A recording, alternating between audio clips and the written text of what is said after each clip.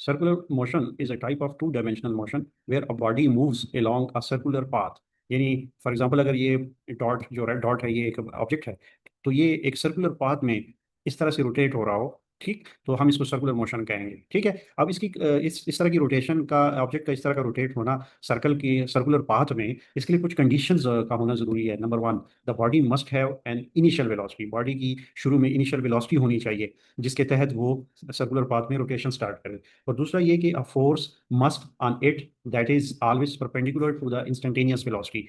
और इस पे लगने वाली फोर्स, जैसे ये एफ जो फोर्स मैंने डिस्प्ले की है, ये फोर्स जो है ये ऑलवेज परपेंडिकुलर होनी चाहिए इंस्टेंटेनियस वेलोसिटी के जो इस ऑब्जेक्ट की हो। ठीक है, जो आप देख सकते हैं यहाँ पे, जैसे ये 90 डिग्री का एंगल है इन दोनों के बीच में, तो ये दो कंडीशंस का फुलफिल होना किसी भी सर्कुलर मोशन के लिए बहुत जरूरी है।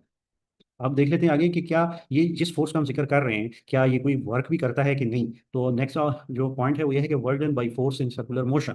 क्या ये फोर्स सर्कुलर मोशन में वर्क कर भी रही है कि नहीं, तो ये जानने के लिए देखें कि force is always perpendicular to the displacement. ठीक, और ये जो फोर्स देखें ये ऑलवेज इसके साथ परपेंडिकुलर है, ठीक है ना, डिस्प्लेसमेंट के साथ ऑलवेज परपेंडिकुलर है। तो यहाँ से देखें अगर हम फोर्स का वर्क डन का वर्क डन का फॉर्मूला लिखें एफ डॉट डी, तो ये बन जाएगा F D cause of 90 degree. ठीक है, तो ये देखें जी, जब हम इसको एफ डी, ये मैंने डॉट गलत डाले हैं, जस्ट हमने लिखना है W equals F D cause of 90 degree, क्योंकि इनके बीच में 90 डिग्री का एंगल है, तो कॉज ऑफ 90 क्या होता है जी, जीरो। तो इस तरह से डब्ल्यू जीरो। ठीक है, so there is no work done.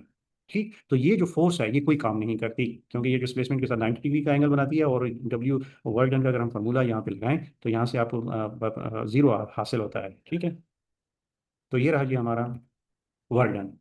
उसके बाद हम देखते हैं effects on kinetic energy. Kinetic energy पे क्या इफेक्ट्स आती है, because no work is done तो काइनेटिक एनर्जी रिमेन्स कांस्टेंट। तो काइनेटिक एनर्जी जो है वो कांस्टेंट रहती है और स्पीड रिमेन्स कांस्टेंट, तो स्पीड भी कांस्टेंट रहती है। ठीक है, पाथ ऑफ द मोशन।